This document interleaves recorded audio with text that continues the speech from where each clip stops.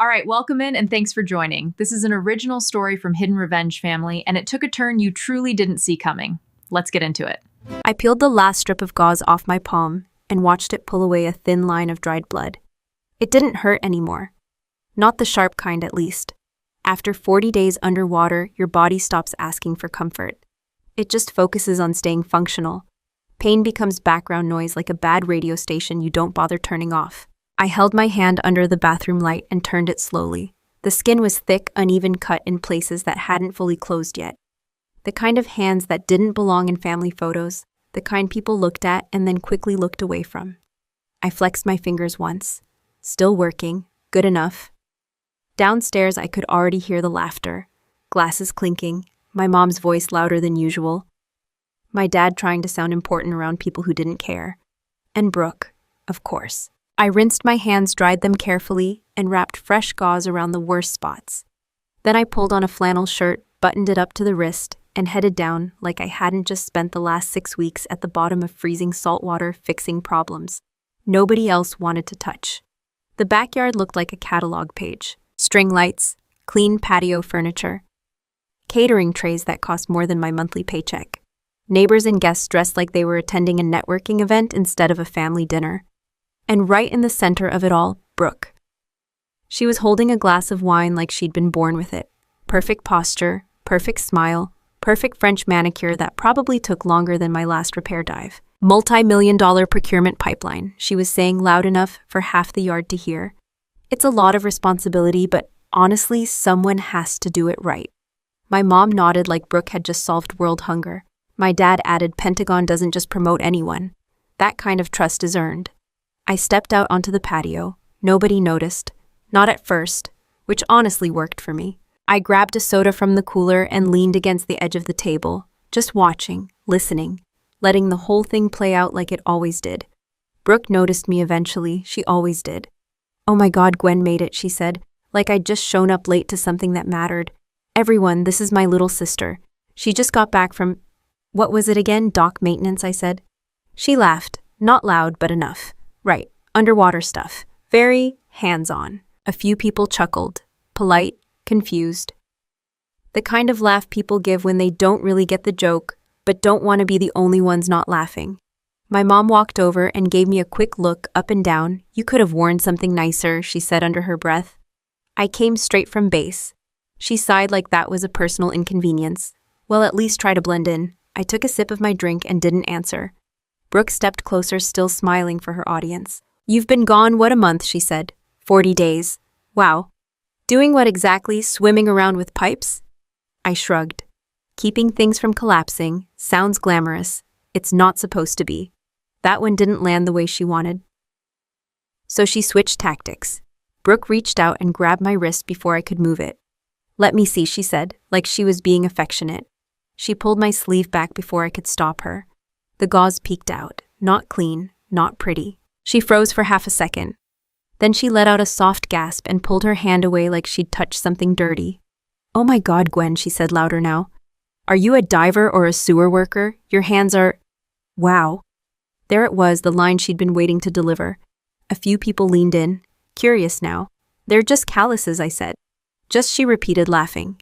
"That's not just. That's concerning." My dad shook his head slightly like he was disappointed but didn't want to say it out loud. My mom gave me that same look again, the one that said I was making things awkward just by existing. Brooke wasn't done. "You should really take care of yourself," she added, lifting her own hand slightly, showing off the smooth skin, the polished nails. "First impressions matter." I didn't pull my hand away. I didn't argue. I just let her finish, because I'd already stopped listening. My attention had shifted to the table behind her. A folder left slightly open, not by accident. Brooke liked people to see her work. Just enough to be impressed, not enough to understand it. I stepped closer like I was just moving around the table. Nobody stopped me. Nobody ever does when you don't look like you belong. I glanced down. Procurement documents, vendor codes, material specs, cost breakdowns, standard stuff. Except one line caught my eye. Titanium alloy supplier code. I stared at it for a second longer than I should have. Then I read it again. Same code. Same exact sequence I'd seen a week ago, etched onto a batch of bolts that weren't supposed to fail. But they did.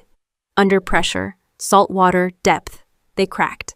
Not all at once, just enough to make everything unstable, just enough to turn a routine repair into a situation where one mistake could have killed my entire team. I remember holding on to a structure that wasn't supposed to move, and feeling it shift anyway. I remember thinking, this isn't right. Now I knew why. I looked back up at Brooke. She was still smiling, still talking, still playing the role, confident, untouchable. Like the numbers on that paper were just numbers. Like nobody on the other end of those decisions had a face or hands. I picked up my drink again and took another sip. Brooke glanced at me. "You okay over there?" she asked. "Yeah," I said. "You look a little out of place." I nodded. "I usually am." She smirked, satisfied with that. And just like that, the conversation moved on. People drifted. Laughter came back. Music filled the gaps. The perfect night continued. I stayed quiet. Not because I didn't have anything to say, but because I had just realized something more important than winning an argument in a backyard. She looked at my hands and saw something ugly, something beneath her, something to joke about. What she didn't see, what she couldn't see, was that the reason my hands looked like this had her name written all over it. I set my drink down and glanced at that folder one more time. Same code, same supplier, same problem, only now it wasn't just a bad batch. It was a decision, and decisions like that don't stay on paper. They show up where it hurts. She thought my calluses were the result of a low-level job. She had no idea her greed was the reason they existed in the first place. I looked around the yard, at the lights, at the people, at my family, then back at her, still smiling, still proud, still completely unaware. And I realized something simple. This wasn't going to fix itself. So let me ask you something. Have you ever been in a room where the person everyone admired was the reason everything was quietly falling apart, and you were the only one who could see it? I waited until the last guest left before I grabbed my keys. No goodbye, no small talk, no pretending. Brooke was still outside laughing with a group near the patio, holding court like she always did. My parents were right there with her, soaking it in like it was their accomplishment too. Nobody noticed me walking out. That part hadn't changed since I was a kid. The drive back to base was quiet. No music, no calls, just the hum of the engine and the same thought looping in my head. That supplier code. I'd seen thousands of parts pass through procurement. Most of them blur together. Numbers, specs, signatures, routine. But that one stuck, because I almost died holding it together. I pulled up to the security gate a little after midnight. The guard recognized my vehicle, scanned my ID, and waved me through without much conversation. "Back already?" he asked. "Didn't feel like celebrating," I said. He nodded like he understood. He didn't. Nobody up top ever really does. Inside the facility, everything felt the way it should. Quiet, controlled. No fake smiles, no performance, just work. I headed straight past my quarters and into the operations building. Badge, PIN, secondary authentication. The system didn't ask questions if you had the right clearance. And I did. I stepped into the maintenance control room and closed the door behind me. The overhead lights flicked on, revealing rows of terminals and large screens that tracked structural integrity material logs and deployment schedules across multiple sites. This is where things made sense, or at least they were supposed to. I sat down at one of the terminals and logged in using my tactical access credentials. Higher clearance than most maintenance crews. It came with the job. If something goes wrong underwater, nobody wants to hear that you didn't have access to the data that could have prevented it. The system loaded. I pulled up the maintenance logs from the last 2 weeks, filtered by location, then by material type. Titanium alloy fasteners. There it was, batch number. Same one I saw in Brooke's folder. I leaned back slightly and stared at the screen. Okay, not a coincidence. I clicked deeper. Supplier information. At first glance it looked clean. Registered vendor, approved documentation, compliance stamps in all the right places. But something felt off. Too clean. I opened a new window and cross-referenced it with the approved military supplier database. Nothing. No match. I checked again. Still nothing.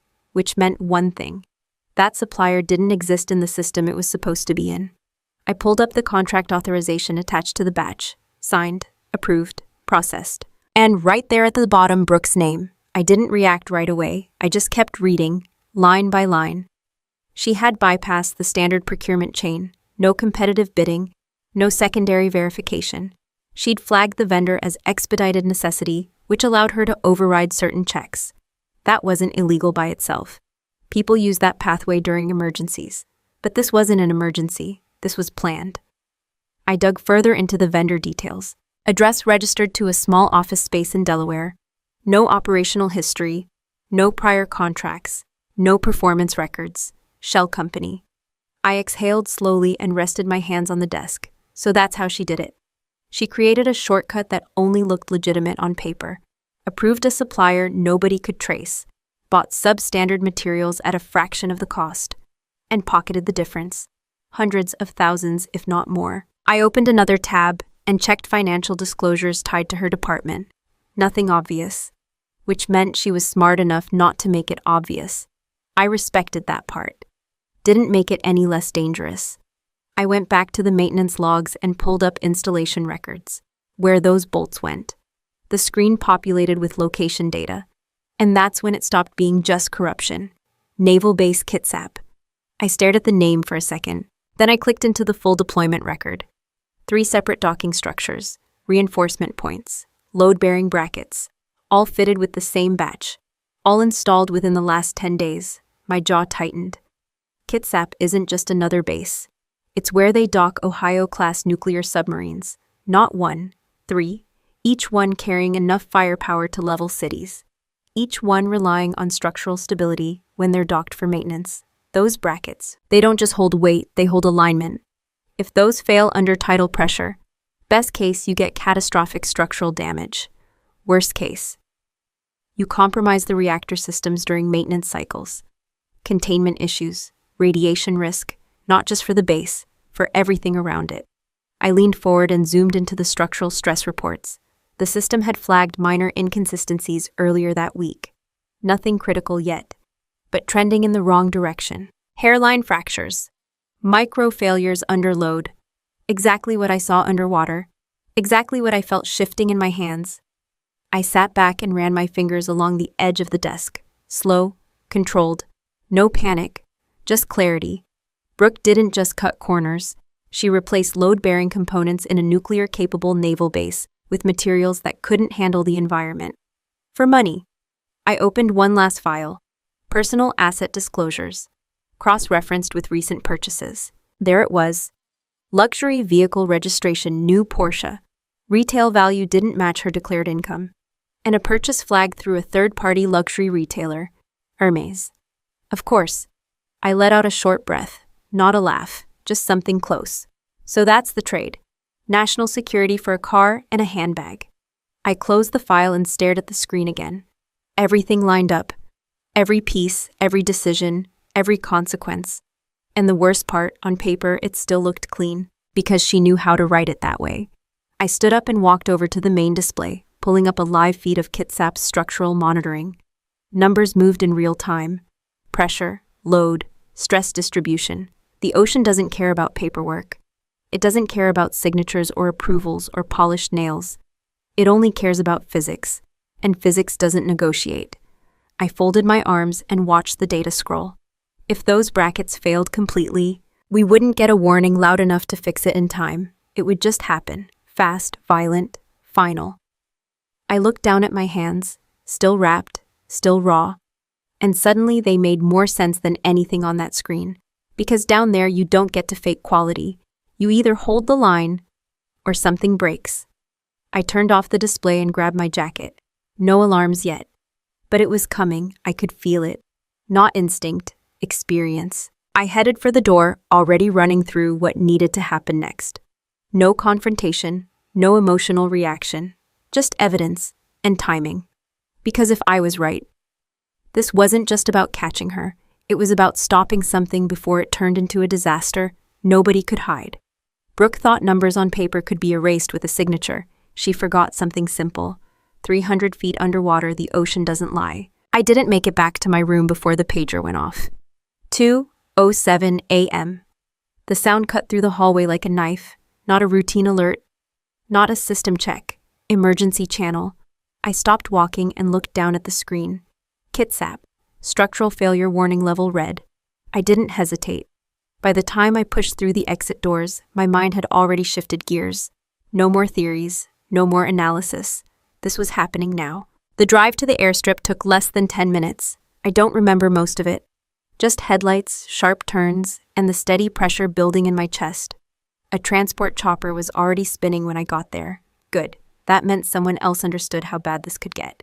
I climbed in, strapped down, and plugged into comms. "What's the status?" I asked. "Multiple load-bearing brackets are showing fracture propagation," the pilot said over the headset. "Crane system holding submarine Bay 3 is unstable. How long? Unknown. Could be minutes. Could be longer. They're not taking chances." Of course they weren't.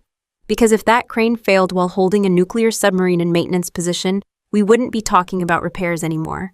We'd be talking about containment. The flight was short but loud. Rotor noise, wind, and the constant chatter of emergency updates coming through the channel. By the time we landed, the base was already in full lockdown. Floodlights lit up the dock like it was midday. Personnel moving fast, no confusion, just controlled urgency. I jumped out and headed straight for the dive prep area. My team was already there. 3 divers, gear half on, faces tight. They'd seen the readings. "You saw the reports?" one of them asked. "I saw enough," I said. "We don't have time to argue about it." No one did. We suited up fast, dry suits sealed, oxygen tanks checked, welding rigs secured, underwater thermal welders rated for extreme conditions. 3,000 degrees Celsius at the tip. Hot enough to cut through steel. Hot enough to save it too if you got there in time. I pulled my gloves on last, thick, reinforced, not enough for what I knew was coming. We moved as a unit toward the edge of the dock. Below us, the water was black. Cold enough to shut your body down if you stayed too long. I clipped my line, checked my regulator, and looked at my team. "Stay on comms, no freelancing," I said. "We fix the brackets, stabilize the load, and get out. No hero moves." They nodded. We all knew that was a lie. Sometimes the job doesn't give you a choice. I stepped off the edge. The cold hit immediately. Not gradual, not manageable. Immediate. It squeezed your chest, forced your lungs to work harder, made every movement feel heavier than it should. I adjusted my breathing and descended. 10 feet, 20, 50. Light faded fast. By the time we hit operational depth, visibility was nearly zero. Just shadows and shapes. And the structure. Massive steel beams holding everything in place. Or at least they were supposed to. I switched on my headlamp. The beam cut through the darkness just enough to see what mattered. And what I saw wasn't good. Cracks, not surface scratches. Deep fractures running along the load-bearing brackets. Exactly where those bolts had been installed. I keyed my mic. "Control, this is Gwen. We have confirmed structural compromise. Multiple fracture points. We're initiating emergency weld." Copy that, came the response. "You have priority clearance. Stabilize at all costs." At all costs. Yeah. I moved into position and secured myself against the structure. The current was stronger than usual. Tidal shift. Of course it was. Because why make this easier? I ignited the welding torch. A burst of light cut through the water. Bright, violent, focused. The heat pushed back against the cold, creating a strange balance that didn't feel real. I brought the torch to the first fracture point. Steady hand, controlled movement, no room for error. Behind me, I could hear my team working their own sections. Metal against metal, tools clicking, breathing steady through comms. For a few minutes it felt manageable. Then it got worse. "Gwen, pressure spike on bracket 3, one of them said. "I see it," I replied. The structure shifted. Not much, but enough. You don't ignore movement like that. I adjusted my position and moved to reinforce the joint. The torch flared again. Steel melted, then fused. Temporary fix. It had to hold. Then it happened. A sharp crack echoed through the structure, loud even underwater. "Bolt failure," someone shouted over comms. I turned just in time to see it. One of the defective bolts snapped clean.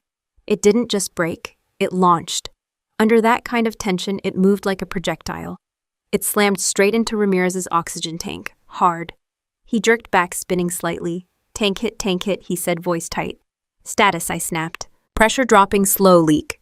Not catastrophic. Yet." But we didn't have time to deal with it. Because the real problem was right in front of me. The support beam above us shifted. A massive steel column held in place by compromised brackets started to slide. Slow at first, then faster. If that dropped, everything connected to it would follow. I pushed off and grabbed the structure, trying to brace myself. Control, we have major displacement, I called. Beam is losing support. Can you stabilize? I'm trying. I moved to the main fracture point, the one holding everything together, or failing to. The torch was still in my hand. I ignited it again and pressed it into the joint. Metal flared bright. The beam shifted again. Closer now. I needed leverage. Something to hold it in place while the weld set. There wasn't anything, except me. I locked my boots against a lower bracket and reached up with my left hand. The steel was already heated from the torch. Hot. Way too hot for direct contact. Even through the glove. I didn't think about it. I grabbed it. The heat punched through instantly. The glove started to degrade. Material softening, sticking. I tightened my grip anyway. Gwen, pull back, someone yelled. Not yet, I shot back. If I let go, the alignment would fail. If the alignment failed, the weld wouldn't hold. If the weld didn't hold, we were done. I pressed harder, forcing the beam back into position. The torch in my right hand kept working, slow, precise. The pain hit fully now, sharp, deep, constant. Not something you ignore, something you work through. My breathing got heavier, heart rate climbing, but my hand didn't move, couldn't, wouldn't. Almost there, I muttered. The weld line completed. The metal fused, locked. I held it for another second, then another, waiting, watching. The structure stopped moving. No shift, no slide, just pressure, stable. I let go. My hand came free with a resistance. The glove had partially melted into the surface. Didn't matter, I pushed back and signaled to my team. Stabilized, I said. Finish your sections and we're out. No one argued. We worked fast, clean, focused. Within minutes, the critical points were reinforced. Not permanent, but enough. Enough to hold, enough to prevent collapse. We ascended together, slow, controlled. By the time I broke the surface, my arms felt like they weighed twice as much.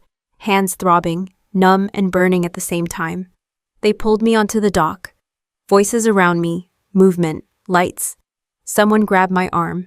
Stay with me, they said. I was already there, just quiet. I looked down at my hands. The gauze was gone. The skin underneath wasn't much better. Red, raw, damaged, but functional, still. The cold water hadn't numbed the heat in my skin. And it definitely didn't touch what was building in my head. Because as bad as that was, as close as we came, I knew exactly why it happened. And I knew who signed off on it.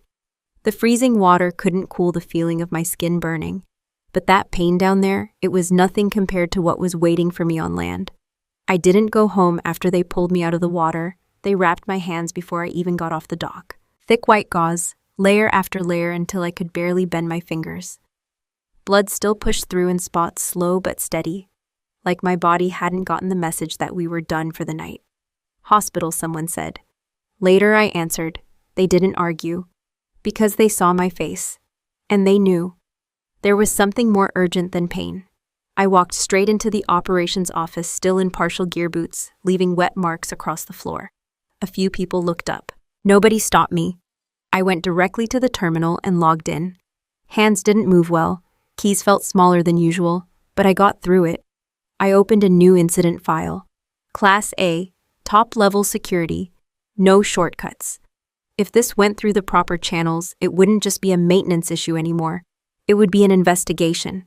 I started typing. Clear, direct, no emotion, time of failure, structural location, batch numbers. Then the part that mattered. Supplier code, the same one from Brooks' contract. I attached everything, dive footage, material samples, serial numbers pulled directly from the fractured components. There was no room to argue with it. This wasn't opinion. This was evidence. I hit submit. The system processed for a second, then confirmed. Report logged, filed, locked. I leaned back in the chair and exhaled. That was it. From here, it moves on its own. Internal review, audit, oversight. People with titles start asking questions. People like Brooks start losing control. That's how it's supposed to work. That's what I told myself anyway. 2 hours later, I finally let them take me to the hospital. By then, the adrenaline had worn off. The pain hadn't. It came in waves now, sharp, deep, constant. The kind that makes your hands feel like they don't belong to you anymore. They hooked me up to an IV, cleaned the burns, rewrapped everything. 2nd degree in multiple areas, the doctor said. You're lucky it's not worse. Lucky, that's one way to put it. I didn't sleep much. Couldn't. Every time I closed my eyes, I saw that beam shifting again, felt the heat in my palm, heard the crack of that bolt snapping. Morning came and went, then another. 2 days passed before I had enough strength to sit up without feeling like I was going to pass out. That's when I reached for the tablet on the side table. Time to check the report. I logged in, pulled up the incident database, searched my file. Nothing. I frowned slightly and searched again. Same result. No record. I adjusted the filter. Still nothing.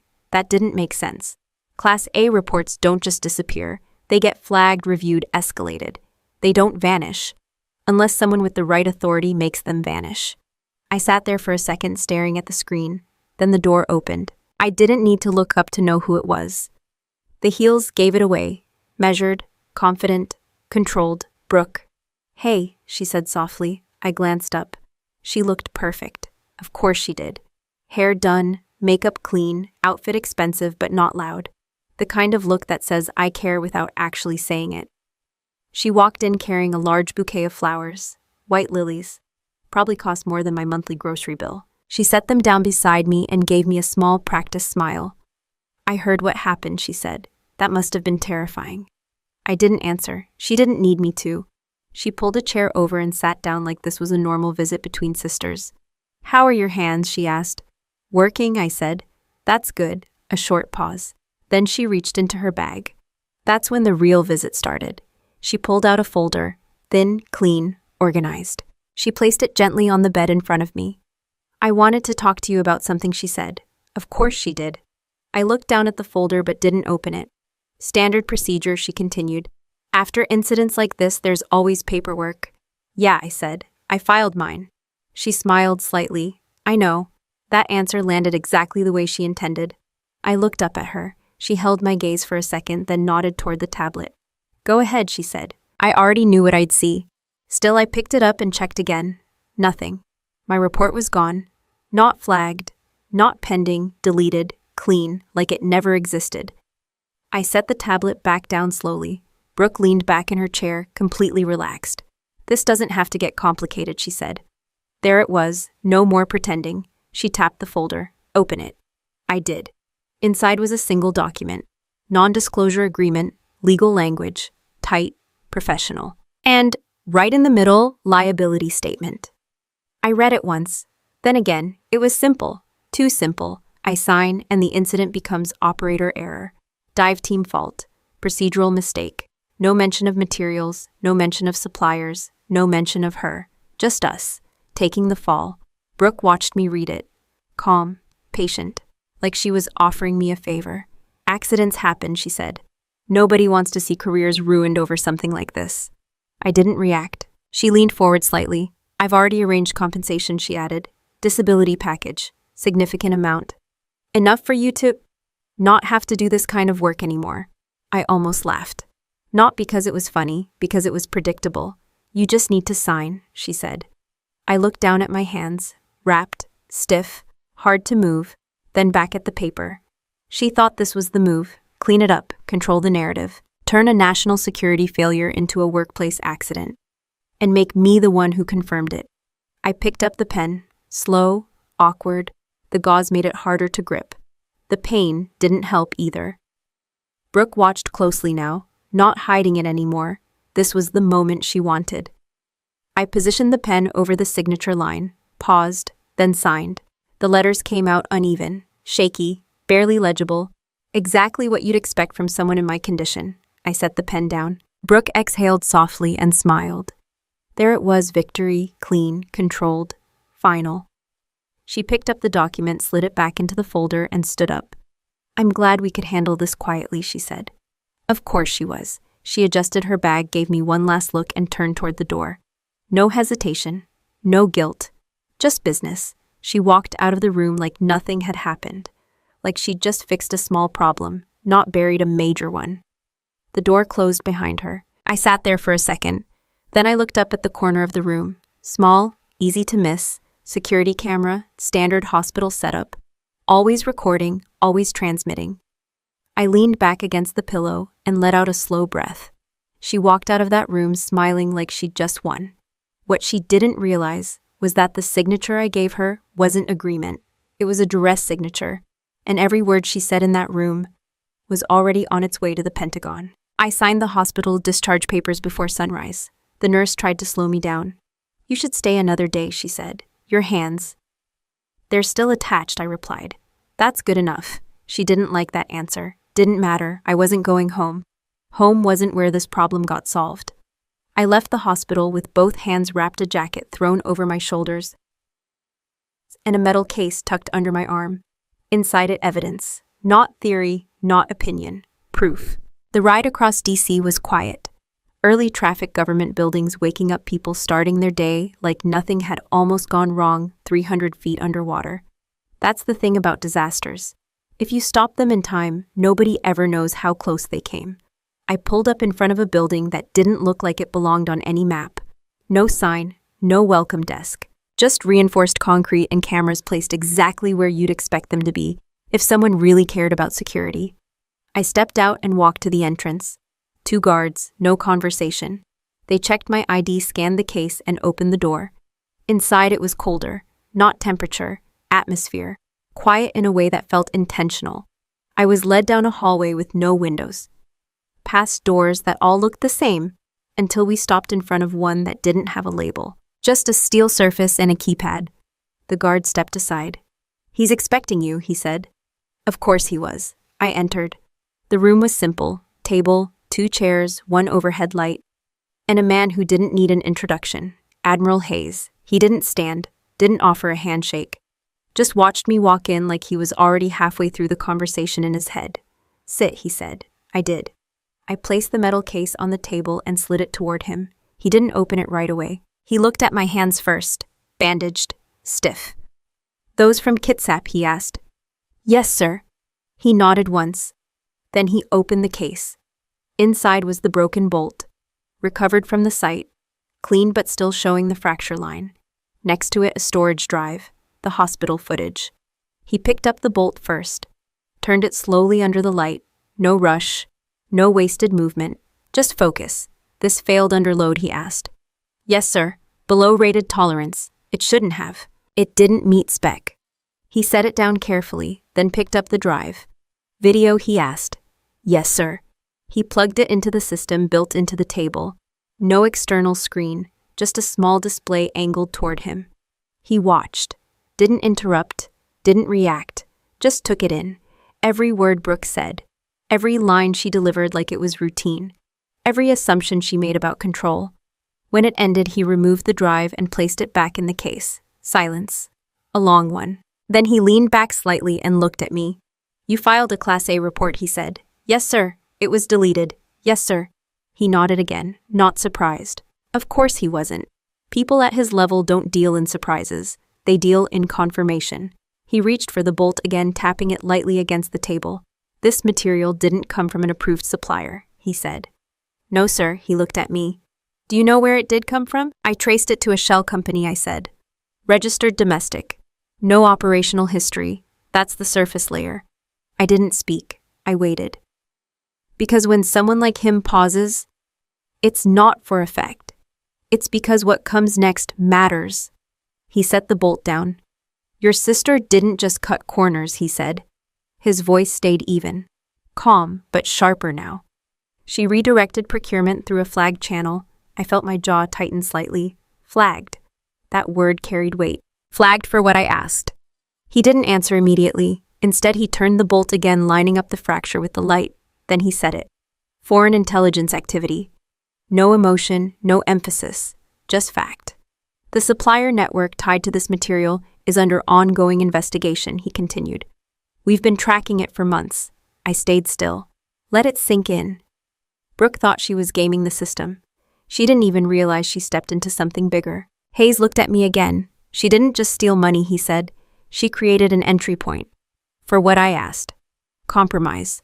The word hung there, clear, heavy. "This kind of material failure doesn't just risk structural integrity," he continued. "It creates vulnerability, access, instability at critical points." He leaned forward slightly. "Your sister just opened a door, not metaphor, not exaggeration, a real one." I sat there, hands resting on the table, feeling the bandages press against the wood. Everything I suspected was worse, because now it wasn't just about what could have happened. It was about who might have been waiting for it to happen. Hayes closed the case. Firm, final. "We're taking this," he said. "Yes, sir. You're not to discuss this with anyone. I won't. Not your team. Not your parents." A brief pause. "Not your sister." That one didn't need explanation. "Yes, sir." He stood up. I followed. "This move's federal," he said. "Financial crimes, procurement fraud, national security risk." He walked around the table and stopped in front of me. 72 hours, he added. For what? To close the net. Asset freezes, warrants, coordinated arrests. Not just Brooke. Everyone connected to the chain. This wasn't a cleanup. It was a takedown. "You'll hear nothing until it's done," he said. "I understand." He studied me for a second longer, then asked something I didn't expect. "Your family is hosting a gathering this weekend." It wasn't a question. "Yes, sir," I said. "A barbecue?" I nodded. He adjusted his cuff slightly. "Be there," I frowned. "Sir?" "Let her continue," he said. "Let her talk. Let her believe everything is under control." He looked directly at me now. "People like your sister don't stop on their own." I didn't argue, because I knew that was true. "They escalate," he continued. "They get comfortable." He stepped back. "And when they're comfortable..." He didn't finish the sentence. He didn't need to. "That's when you catch them." I picked up my jacket. Hands still stiff. Mind clear. "Understood," I said. I turned to leave. "Gwen." I stopped. "Yes, sir." He glanced once at my bandaged hands, then back at me. "Good work down there. Simple, direct." But it landed. Because coming from him, that wasn't casual. That was recognition. I nodded once and walked out. The hallway felt longer on the way out, quieter, heavier, because now I knew exactly what this was. Not just a mistake, not just corruption, a threat. And I was standing right in the middle of it. By the time I stepped back outside, the sun was higher. The city was fully awake. People moving, talking, living. No idea what was unfolding behind closed doors. I got into my car and sat there for a second. Hands on the wheel, bandages tight, 72 hours, that's all it would take. I started the engine, drove off, and for the first time since this started, I wasn't thinking about the ocean, or the bolts, or even the report. I was thinking about that backyard, the grill, the laughter. My sister standing there like she owned everything. Because the hardest part of this job isn't going into dangerous places.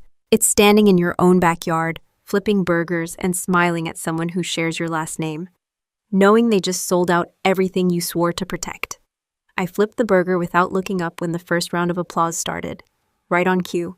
My parents' backyard looked even more polished than last time. Flags everywhere, red, white, and blue decorations like we were hosting a campaign event instead of a family cookout. Tables lined up perfectly, catering trays stacked with food nobody was actually going to eat because everyone was too busy talking or performing. 4th of July, fitting. Nothing says freedom like pretending everything's fine while something rotten sits right under the surface. I stood behind the grill, hands wrapped, tongs in my grip. The heat didn't bother me. Compared to a welding torch underwater, this was nothing. The smell of charcoal, the sound of people laughing, ice clinking in glasses. Normal. Too normal. I kept my head down and worked.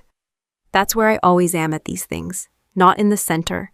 Not on display. Just useful enough to be invisible. "Make sure those don't burn," my mom said as she walked past me. "I won't." She didn't even stop. Across the yard, my dad was already in full hosting mode, shaking hands, introducing Brooke like she was the main attraction. Because she was.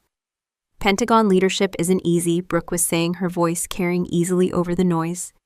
"You're dealing with high-level decisions every day, millions of dollars, national priorities. It's a lot of pressure."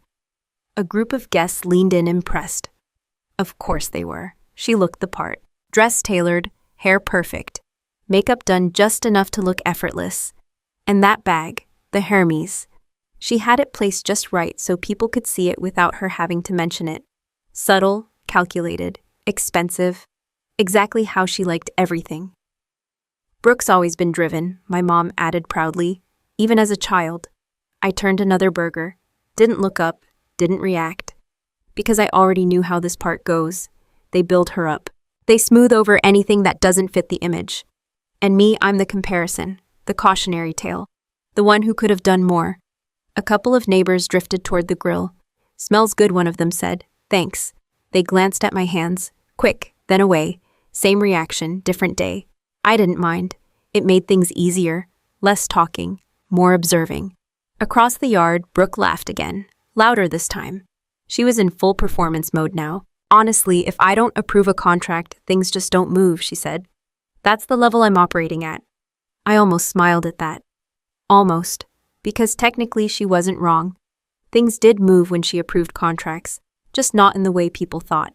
I flipped another burger, checked the heat, steady, controlled, just like everything else. Then I felt it. That shift in attention, the way conversations dip slightly before something changes. I didn't have to look up to know she was coming over. Brooke stepped into my space like she owned it. "Still working the grill," she said. "Someone has to," I replied. She smiled. "Not the public one, the other one. The one she uses when she thinks she's about to win something." "Well, you've always been good with manual labor," she said. A couple of people nearby chuckled. There it was again, same joke, different setting. She leaned in slightly, lowering her voice, just enough to sound personal while still being heard. "I got you something," she said. Of course she did.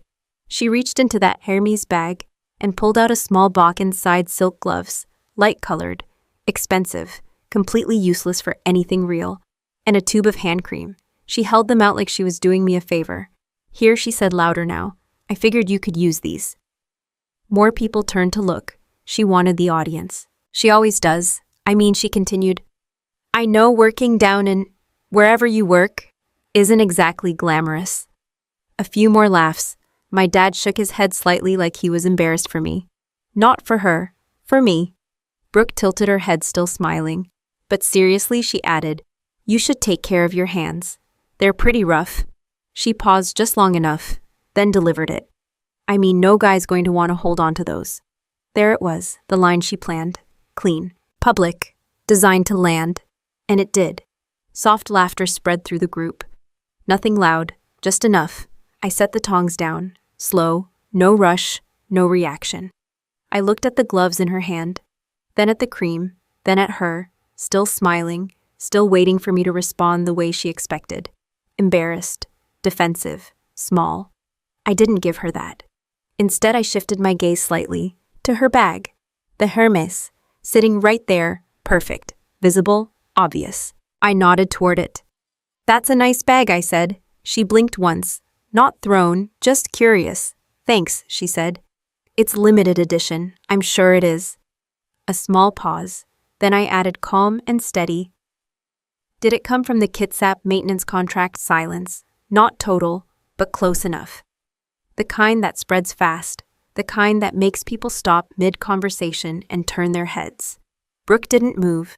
Her smile stayed in place for about half a second. Then it tightened. Just slightly, enough for me to see it. "Excuse me," she said, still controlled, still playing the part. I didn't raise my voice, didn't step closer, didn't change my tone, just wondering, I said. "That contract had a pretty big margin, didn't it?"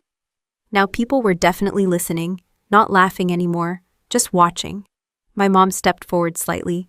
"Gwen," she said quietly, warning in her voice. I ignored it. Brooke's eyes locked onto mine, sharp now, calculating, trying to figure out how much I knew. "How would you even know about that?" she asked. There it was, not denial, not yet, just probing. I shrugged. "I work in maintenance," I said. "We see what gets installed." Another pause. Longer this time. The air shifted. You could feel it. Like something just cracked beneath the surface. Brooke straightened slightly, regained control, or tried to. "I think you're confused," she said smoothly. "You don't understand how procurement works at that level." "Maybe not," I said.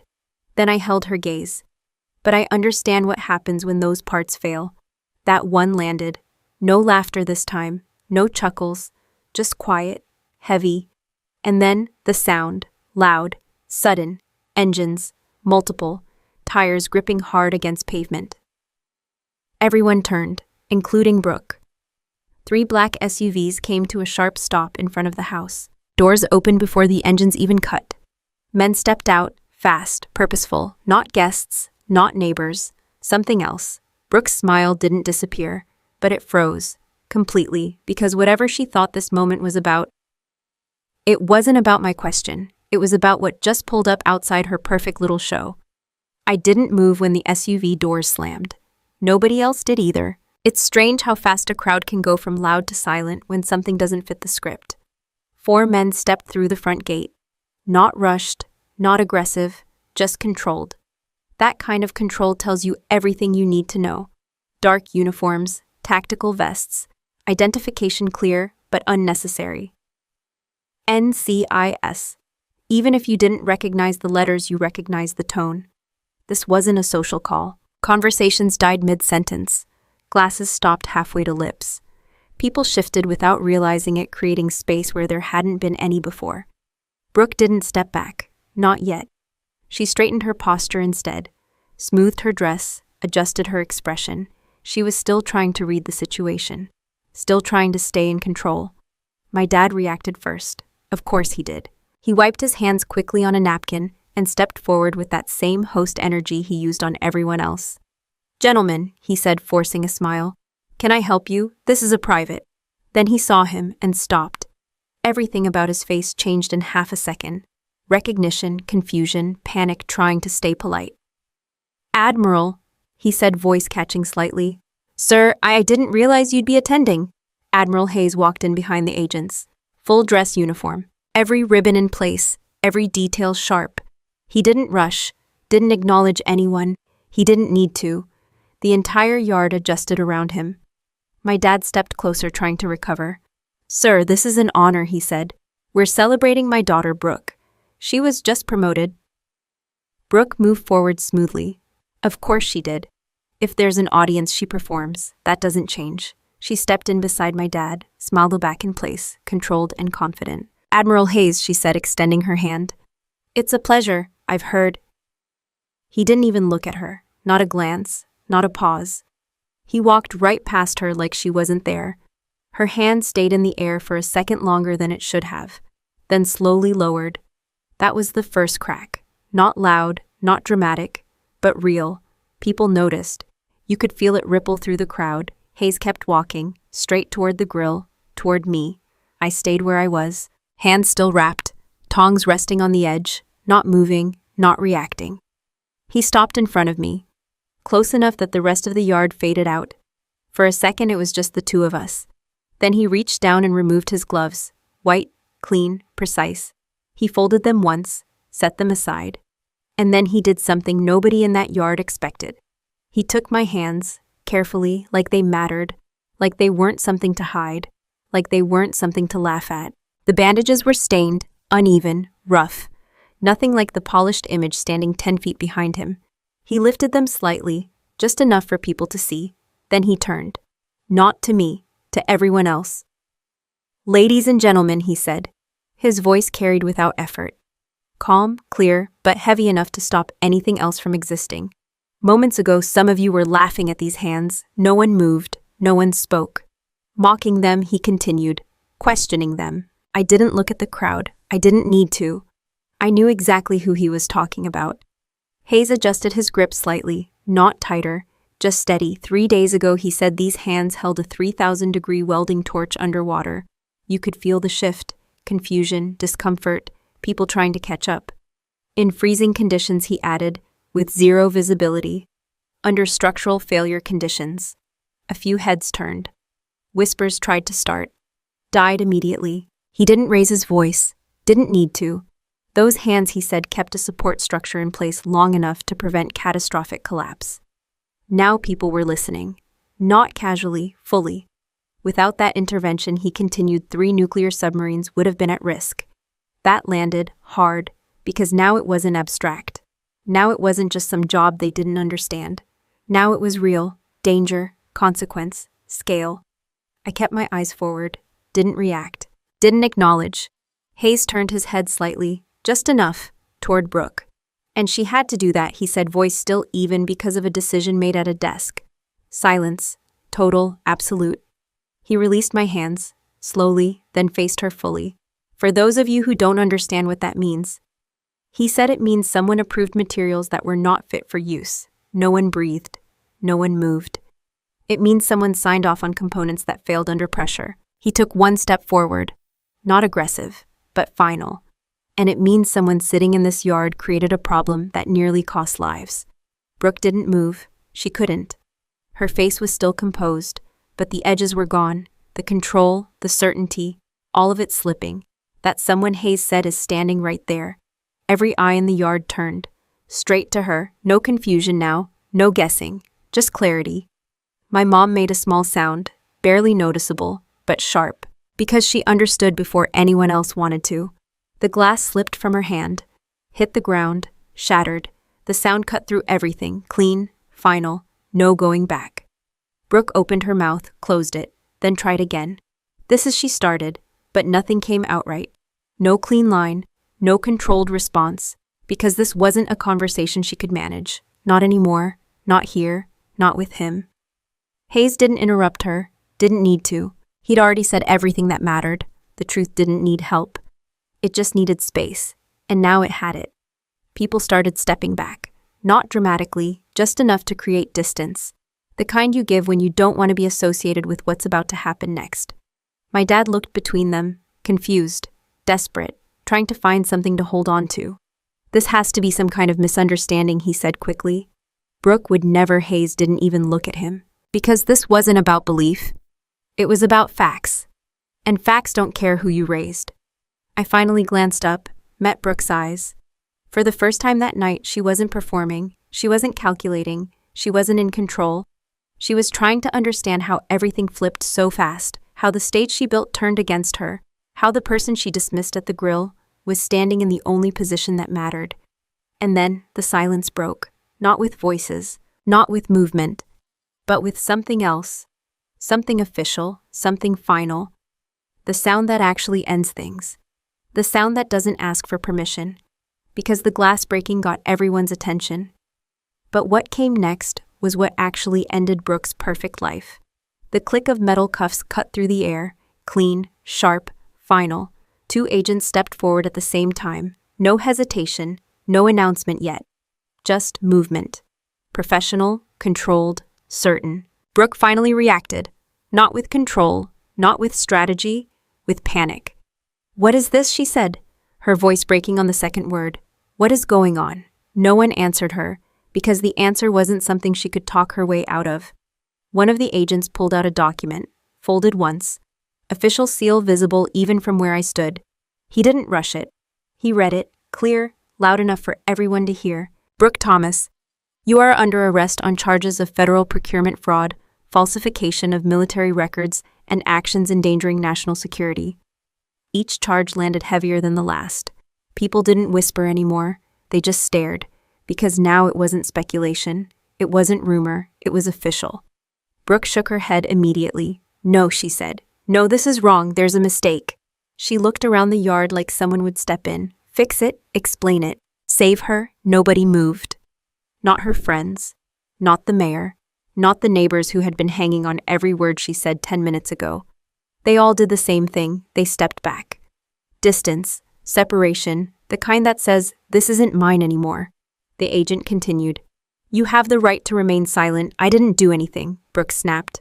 Her voice was louder now, desperate, cracking. She took a step back, then another. Like space would change the outcome. It didn't. They moved with her, controlled, closing the gap. "No, wait," she said, holding up her hands. "We can talk about this. I know people. I can call." The second agent stepped behind her, positioned, ready. She turned, too fast, lost her footing, and just like that she went down. Not gracefully, not controlled, straight to the ground. Her knees hit first, then her hands. The dress didn't matter anymore. Grass, dirt, stains, all of it spreading across fabric that cost more than most people's rent.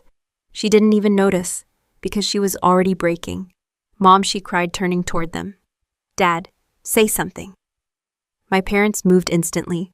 Of course they did.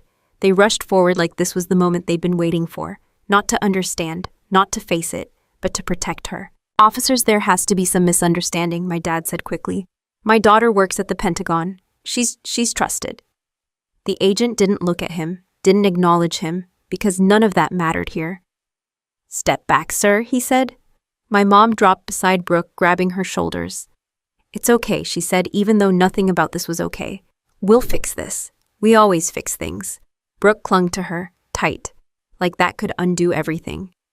Then she looked at me. Not at Hayes, not at the agents, at me, because somewhere in her mind I was still the one beneath her, the one she could pull into this. "Gwen," she said, voice shaking. Tell them this is wrong, you know this isn't." She couldn't finish, because we both knew. I didn't move, didn't step forward, didn't say anything. My parents noticed. Of course they did. They always notice when I don't play my part. My dad stood up and turned to me, frustration already building. "Gwen," he said sharply, "say something. You're her sister." My mom looked at me too now, desperate. Not for truth, for control. "Please," she said, "talk to the Admiral, explain it." Brooke made a mistake, that's all. People make mistakes. I looked at them, really looked, at their faces, at the fear, at the confusion, and underneath it the same pattern, the same expectation. That I would step in, that I would absorb it, that I would fix what someone else broke. Just like I always did, just like I did underwater, holding structures together that were already failing, taking pressure that wasn't mine to carry. I felt the weight of the bandages around my hands. Tight, restricting, real. And for the first time I didn't move toward them. I stepped back. Just enough. My mom's hand reached for mine. Reflex. Desperate. I pulled it away. Not fast, not aggressive. Just clear. "No," I said. The word landed harder than anything else that night.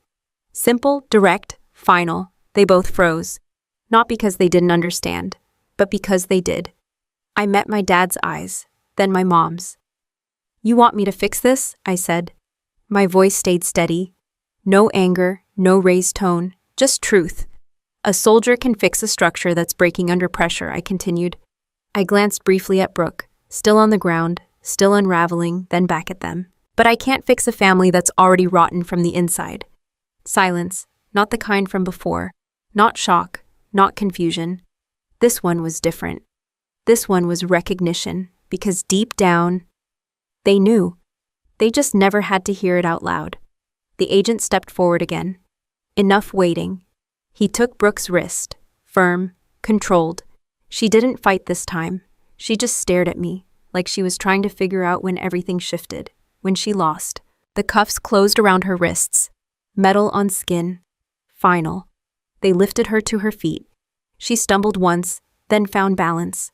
Barely, her dress was ruined, her image gone, her control completely gone. And as they led her toward the gate, the whispers started. Low at first, then spreading. The same people who had admired her were now watching her leave like a cautionary example. No one followed. No one defended her. No one claimed her. That's how fast it changes. I stood there until the SUVs pulled away, until the sound faded, until there was nothing left but the quiet of a backyard that didn't know what it was anymore. Then I reached down, untied the apron, dropped it on the table. No ceremony, no hesitation, just done. I turned and walked toward the gate. Hayes was already there, waiting. He didn't say anything. Didn't need to. We walked out together, past the same entrance where everything had started. Except now, there was nothing left to pretend. The car door opened. I got in, sat down, closed it. For a second I just looked at my hands, still wrapped, still rough, still marked, same as before, but not the same.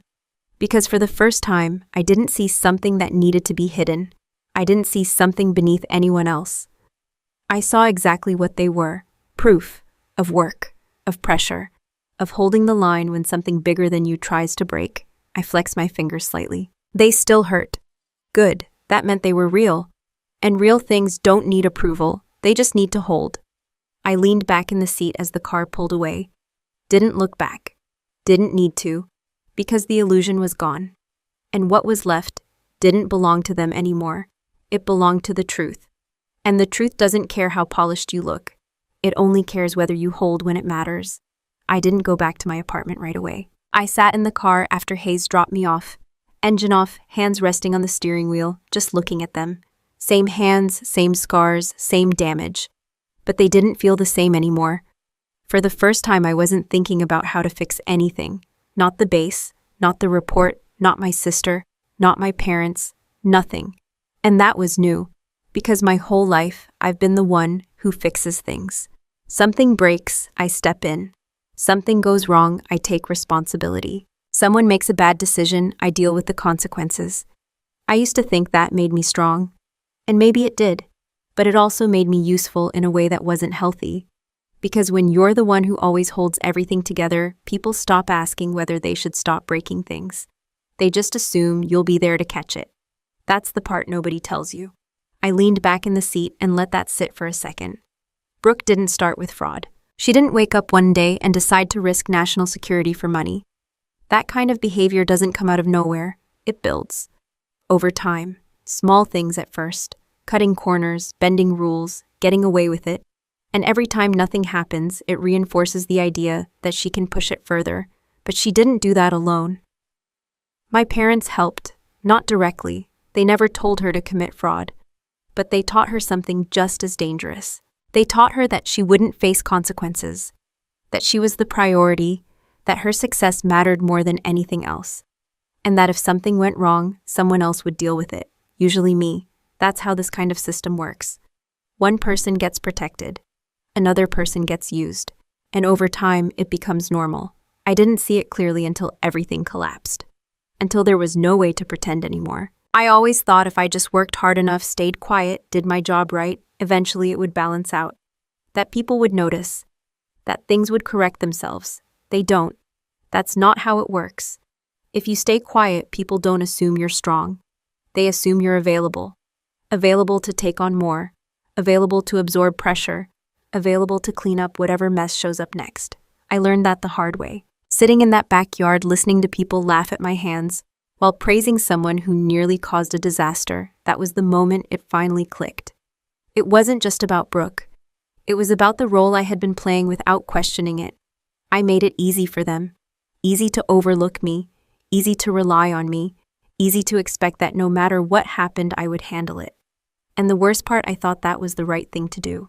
I thought that's what being responsible meant. But responsibility without boundaries isn't strength. It's permission. Permission for other people to keep doing exactly what they've been doing. I thought about my mom grabbing my hand, asking me to fix it. Like I always had. Like it was automatic. Like I didn't have a choice. And for the first time, I didn't respond. Not because I didn't care, but because I finally understood something simple. Stepping in again wouldn't fix anything. It would just continue the cycle. That moment pulling my hand away, that wasn't about rejecting them. It was about correcting something that should have been corrected a long time ago. People confuse that. They think setting boundaries is cold, disloyal, selfish. It's not. It's necessary. Because if you don't draw a line, there isn't one. And if there isn't one, people will keep crossing it. Every time. I looked down at my hands again. They didn't come from one moment.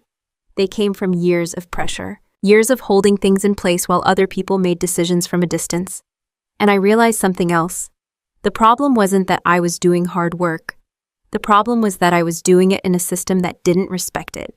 That's a difference a lot of people miss. There's nothing wrong with working hard. There's nothing wrong with carrying weight. But if you're the only one doing it, and everyone else benefits from it without accountability, that's not strength. That's imbalance. And imbalance always breaks eventually. It did in the water, it did in my family. It does everywhere. I sat there for a while longer, letting everything settle. No anger, no rush, just clarity. Because once you see it, you can't unsee it. You start recognizing patterns. Who gets protected? Who gets blamed? Who gets ignored? Who gets used? And more importantly, where you stand in all of that. I'm not the person who fixes everything anymore. Not like before. I still do my job. I still hold the line where it matters. But I don't step in just because someone expects me to. I don't carry weight that isn't mine. And I don't stay silent when silence only helps the wrong person. That's the real shift. Not what happened to Brooke. Not the arrest. Not the exposure. The real change was understanding my role in it. And deciding it ends there. Because sometimes the hardest truth to accept isn't that someone else is wrong. It's that you've been part of a system that allowed it. And once you see that, you don't fix it by working harder. You fix it by changing where you stand. I didn't go back to work right away. Not because I couldn't, because I needed to think. Not about what happened. That part was already done. But about how easily it could have gone the other way. If I had reacted at that first BBQ, if I had called Brooke out in front of everyone without proof, if I had let anger take the lead instead of patience, none of this would have ended the way it did. She would have denied it, my parents would have defended her, and I would have been the problem. That's how these situations usually go. The person telling the truth ends up isolated.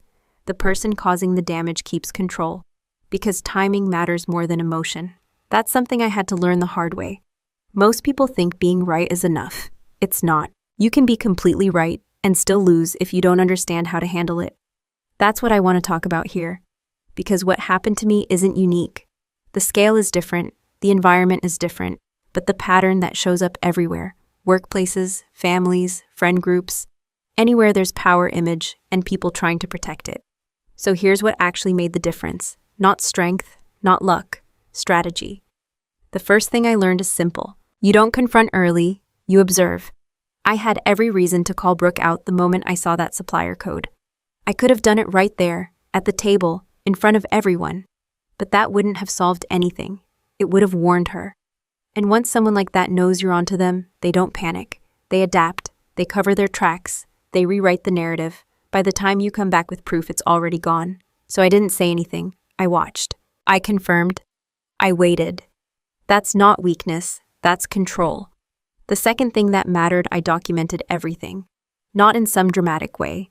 Just consistently. Facts, numbers, records. Because in real life, people don't get taken down by accusations. They get taken down by evidence. You can argue with a person. You can't argue with a system that has your actions logged, timestamped, and verified.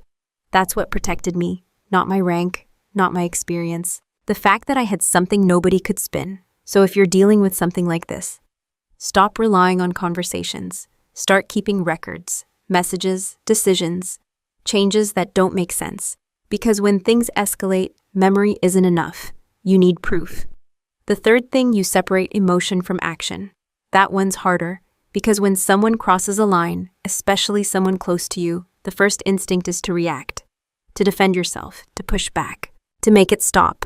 But reacting too soon puts you exactly where they want you. Emotional, unstable, easy to dismiss. That's the trap. And I've seen it work more times than I can count. People get labeled as difficult, overreacting, or misunderstanding the situation. And once that label sticks, nothing you say carries weight anymore. So I didn't give her that. I stayed calm. Even when I knew what she did. Even when I was sitting there with proof in my head. Because control isn't about what you feel. It's about what you show. And what you choose to do with it. The last thing, and this is the part most people avoid. You have to accept that being family doesn't change the facts. That's where people get stuck. They hesitate. They second guess. They lower the standard. Because it feels wrong to treat family the same way you would treat anyone else. I get that. I really do. But here's the reality. Family doesn't give someone the right to put you in a position where you're constantly cleaning up after them. It doesn't give them the right to risk your career, your safety, or your integrity. And it definitely doesn't mean you're obligated to protect them from consequences they created. That's not loyalty. That's enabling. There's a difference. And once you see it, it's hard to ignore. I sat with that for a long time, because saying no to your family, even when you're right, doesn't feel good. It feels heavy. It feels final. But sometimes it's necessary, because if you don't draw that line, they won't. They'll keep pushing, keep taking, keep expecting, until there's nothing left of you that isn't tied to fixing their problems. I've seen that happen. I've almost lived it.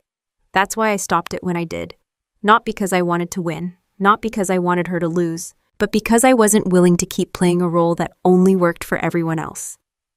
If you're watching this and you're in a situation that feels familiar, maybe not this extreme, but close enough, then here's what I'd tell you. Pay attention to patterns, not excuses, not promises. Patterns. Who gets protected, who takes the blame, who does the work, and who gets the credit. That tells you everything you need to know. And once you see it, don't rush to fix it. Don't rush to confront it. Understand it first. Because the moment you act, it has to count. Not for the argument, not for the moment, for the outcome. Because in the end, this isn't about proving someone wrong. It's about making sure you're not the one left carrying the damage when everything finally falls apart. I caught my reflection in the window the next morning, not my face, my hands, still wrapped, still rough, still not something anyone would call presentable, A week ago, I would have noticed that first. The damage, the texture, the way they didn't match the version of success people like Brooke knew how to present. Now I noticed something else. They held. That's it. That's the difference. Because at the end of everything that happened, nobody cared about how polished something looked. They cared about what didn't break when it mattered. That's what people don't talk about enough. We spend a lot of time focusing on appearances, titles, image, presentation, who looks like they're in control, who sounds like they know what they're doing, but none of that means anything when pressure shows up. Pressure doesn't care about your resume. It doesn't care about your tone, your outfit, or how confident you sound in a conversation. It only cares about one thing. Do you hold or do you fail? Brooke had everything that looked right. The position, the confidence, the way she carried herself in a room. If you didn't know anything else, you'd assume she was the one holding things together. That's how most people saw it. That's how my family saw it. That's how everyone at that BBQ saw it. Until reality showed up. That's the moment everything flips. Not slowly, not gradually, all at once. Because reality doesn't negotiate with image. It replaces it. And when it does, what's underneath is all that matters. I look down at my hands again. There's nothing impressive about them if you're judging by appearance. They don't fit the picture. They don't look successful. They don't look like something people would admire. But they did something that mattered. They held when something bigger than me was about to break. And that's the part I didn't fully understand until now. Value isn't decided in a room full of people. It's decided in the moments when something is about to fail and you're the one standing there. If you can hold in that moment, that's real. Everything else is just presentation. A lot of people watching this are probably in situations where they feel overlooked, undervalued, maybe even dismissed. Not because they're not capable, but because they don't look the part. They're not loud, they're not flashy, they don't sell themselves the way others do. And over time, that starts to get to you. You start wondering if maybe they're right, if maybe you should change how you present yourself, if maybe the work you're doing doesn't matter as much as you thought.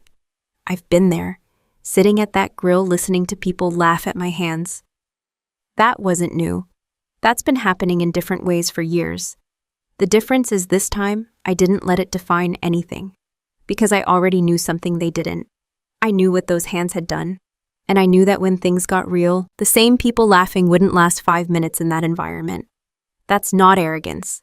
That's clarity. And that's something you need if you're going to move through situations like this without losing yourself. Because if you rely on other people to tell you what you're worth, you're going to get whatever version is convenient for them, not what's true. And the truth doesn't always look impressive. It looks consistent. It looks reliable. It looks like someone who shows up, does the work, and holds the line when it matters. That's not flashy, but it's rare, and it's necessary. So if you're in a position where people don't see your value, don't rush to prove it to them. That's not your job. Your job is to make sure that when it counts, you don't break. Because eventually something will test the system you're in. It always does. And when it does, the difference becomes obvious. The people built on image fall apart. The people built on substance hold. That's not a motivational line. That's just how it works. I flexed my fingers slightly, still stiff, still healing, good. That means there's something there worth protecting. If this story felt familiar to you. If you've ever been the person doing the work while someone else gets the credit. If you've ever been underestimated because you didn't fit the image people expected. Then you already understand what this is really about. This isn't just another one of those revenge stories people watch for entertainment. This is about what happens when reality catches up to performance. It's about how certain family stories don't fall apart because of one mistake. They fall apart because the truth finally shows up. And if you've been through any kind of family drama where you were expected to carry more than your share, then you know exactly how real that is. So if you want more stories like this, not the polished version, not the easy version, the real ones, go ahead and subscribe. Because sometimes the only way to understand your own situation is to watch it play out somewhere else first. Final note. This story is a work of fiction, but the valuable lessons we discuss are entirely real and continue to happen to many people every day. If this style isn't for you, that's perfectly okay. Please feel free to look for other content that better suits your needs.